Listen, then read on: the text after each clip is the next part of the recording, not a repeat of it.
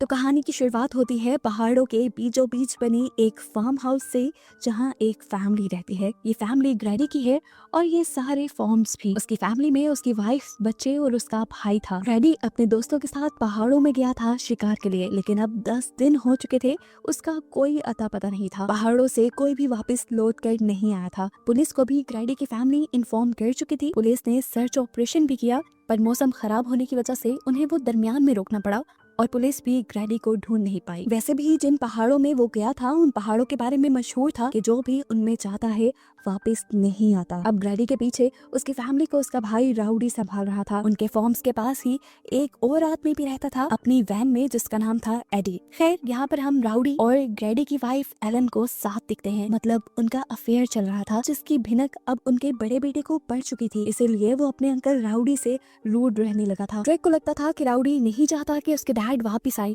इसीलिए वो खुद उनकी तलाश का फैसला करता है। हालांकि राउडी खुद अपने भाई से बहुत प्यार करता था और उसे ही सबसे ज्यादा ग्रैडी की फिक्र थी। ड्रेक को अकेला जाता देखकर वो उसे जाने से मना कर देता है, उससे घोड़ा भी ले लेता है और खुद जाने का फैसला करता है अपने भाई को ढूंढने के लिए। हालांकि उसकी एक टांग खराब भी है और पहाड़ों पर चढ़ना उसके लिए काफी मुश्किल है। लेकिन मजेदार की बात कि इस सब की जरूरत ही नहीं पड़ी, क्योंकि कुछ ही देर में हमने देखा कि ग्रैडी वापस आ चुका है। उसकी हालत इतनी ज्यादा बुरी थी कि दूर से तो ये लोग पहचान भी नहीं पाए कि ये ग्रैडी है। उससे चला नहीं जा रहा था, उसका मुंह भयानक लग रहा था। ये लोग उसे सहारा देते हुए लेके आते हैं तो वो बार बार गिरने लगता है, जिसका मतलब था कि वो बहुत ज्यादा वीक हो चुका है। ये लोग उसे उठाकर सहारा देते हुए जाकर उसके रूम में लेटा देते हैं। उन्होंने चेक करने के लिए डॉक्टर को बुलाया तो डॉक्टर ने बताया कि इससे ग्रैडी को बहुत ज्यादा कमजोरी हो चुकी है, लेकिन वो पहाड़ों से बचकर वापस आ गया है, ये भी बहुत बड़ा चमत्कार है। डॉक्टर के मुताबिक इतनी देर तक कोई भूखा नहीं रह सकता था। ग्रैडी ने 10 दिन के दौरान कुछ तो खाया था, जिसकी वजह से वो जिंदा बचकर यहाँ आया था। खैर, अब उसकी बॉडी बहुत ज्यादा कमजोर हो चुकी थी। उसे हर थोड़ी देर बाद पानी और खाना देते रहना था ताकि वो जल्दी रिकवर कर सके। खाने की बात करते ही ग्रैडी अजीब शक्ल से अपने बेटे को देखता है, यहाँ तक कि उसके इस अंदाज से उसका बेटा भी डर जाता है। थोड़ी देर बाद हम देखते हैं कि राउडी और ड्रेक के दरमियान में लड़ाई शुरू हो चुकी है, क्योंकि ड्रेक को लगता है अब उसके डैड वापस आ चुके हैं तो इन्हें राउडी की जरूरत नहीं। वो गुस्से में राउडी को पंच भी कर देता है और उससे वार्न कहता है कि तुम मेरी मॉम से दूर रहना। जिस पर राउडी ने उसे कहा, तुम्हें अभी हकीकत नहीं पता, तो प्लीज तुम काम डाउन हो जाओ और जाकर अपनी मॉम की हेल्प करो। ड्रेक अंदर गया तो उसकी मॉम ग्रैडी के लिए खाना बना चुकी थी। ड्रेक खाना लेकर ऊपर चला जाता है और पीछे से एलन राउडी से कहती है, मुझे ग्रैडी ग्रैडी लग ही नहीं रहा। उसकी आंखों में देखो तो ऐसा लगता है जैसे कोई और आ गया है। अभी ये बात ही कर रहे थे कि इन्हें एक भयानक शोर सुनाई दिया, ऐसे जैसे बहुत सारी चीजें टूट गई हों। ऊपर जाकर इन्होंने देखा तो ड्रेक खाना गिरा चुका था। एलन ड्रेक के ऊपर बोलने लगी तो ड्रेक ने बताया, मेरी कोई गलती नहीं, खाना ग्रैडी ने खुद गिराया था।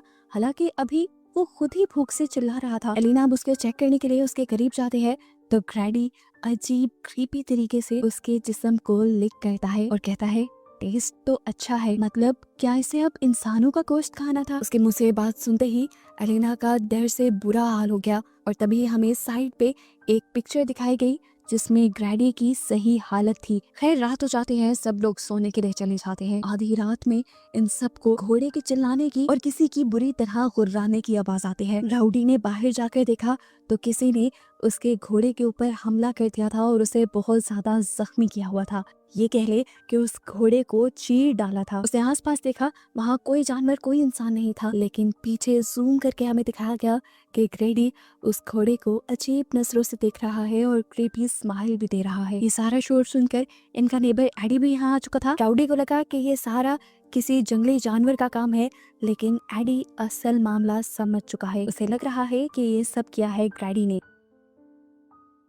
सुबह होते ही वो ग्रैडी से मिलने के लिए जाता है और अपनी जेब से एक चाकू निकाल लेता है और साथ ही अपनी स्टोरी भी सुनाने लगता है बचपन की, जब उसके अंकल उन पहाड़ों से बिल्कुल ग्रैडी की ही तरह जिंदा बचकर वापस आए थे। ग्रैडी की तरह ही वो भी बहुत ज्यादा वीक होकर आया था और आते साथ ही उसने आईडी की पूरी फैमिली को खत्म कर दिया था। उसकी इस हरकत की वजह से पुलिस वालों ने उसे गोली मारकर खत्म कर दिया था, नहीं तो वो बाकी लोगों को भी मार देता। एडी को बताता है, मैं जानता हूँ तुम्हारे अंदर भी ऐसी ही कोई पावर आ चुकी है जो मेरे अंकल के अंदर आ गई थी। वो तुम्हें अंदर से खा रही है, खोखला कर रही है।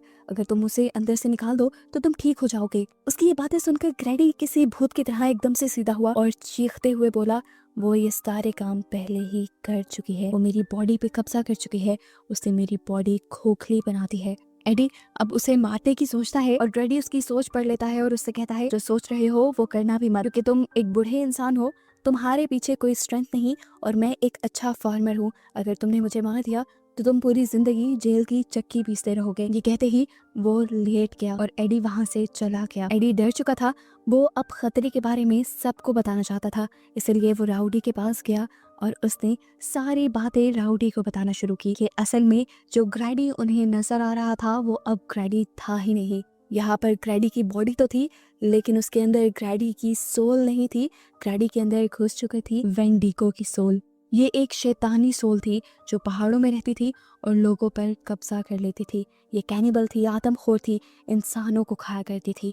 इससे पहले कि ग्रैडी भी उनकी फैमिली के ऊपर हमला कर दे, एडी राउडी को मशवरा देता है कि वो किसी तरह उसे मार दे। क्या हम देखते हैं कि एलिना ग्रैडी के रूम में गई, उसने देखा कि खाना अभी भी वैसे ही पड़ा था। वो खाना उठाकर वापस लौट ही रही थी कि ग्रैडी ने उसे अपनी आवाज में बुलाया। एक पल के लिए फील हुआ कि शायद वो शैतानी सोल सो गई है और अभी असली ग्रैडी होश में है जो एलिना से बात कर रहा है। वो एलिना को बताता है कि हम पहाड़ों में शिकार करने गए लेकिन वहां जाकर हम गुम हो गए, हमें रास्ता भूल गया। हमने एक घर के अंदर शेल्टर लिया, 4 लोग मदद बुलाने के लिए गए लेकिन फिर वो वापस लौट कर ही नहीं आए। ग्रैडी और उसका साथी वो लोग भूख से मर रहे थे। तभी ग्रैडी के कान में एक अजीब सी आवाज सुनाई दी जिसने ग्रैडी से कहा कि तुम मुझे अंदर आने दो, मैं तुम्हें बचा लूंगा। असल में ये आवाज उसी शैतानी सोल की थी और अपने आप को बचाने के लिए ग्रैडी ने उसे हाँ कर दी, जिसके बाद वो सोल ग्रैडी के अंदर आ गई। उस सोल के अंदर आते ही ग्रैडी ने अजीब काम करना शुरू कर दिए। इसने एलिना को बताया कि उस सोल ने मेरे ही दोस्त को मरवा दिया और फिर मैंने उसे मार कर खा लिया। ग्रैडी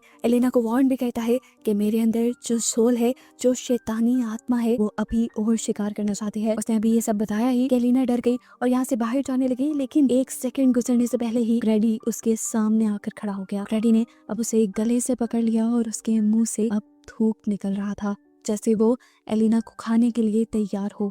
इससे पहले कि वो एलिना के ऊपर वार करके उसे खा लेता, पीछे से राउडी उसके ऊपर गन पॉइंट कर देता है। ये देखकर उसे गुस्सा आता है और पलक झपकने जितने वक्त में वो कमरे के अंदर जाकर दरवाजा बंद करके वहाँ की सारी चीजें तहस नहस करने लग जाता है। लगातार वो डरावनी आवाज में चीखे मार रहा था, जिससे ड्रेक और उसका भाई भी बहुत ज्यादा डर रहे थे। अपनी जान बचाने के लिए एलिना बच्चों और राउडी को लेकर इस घर से निकलने ही वाली थी कि यहाँ पर एडी आ गया।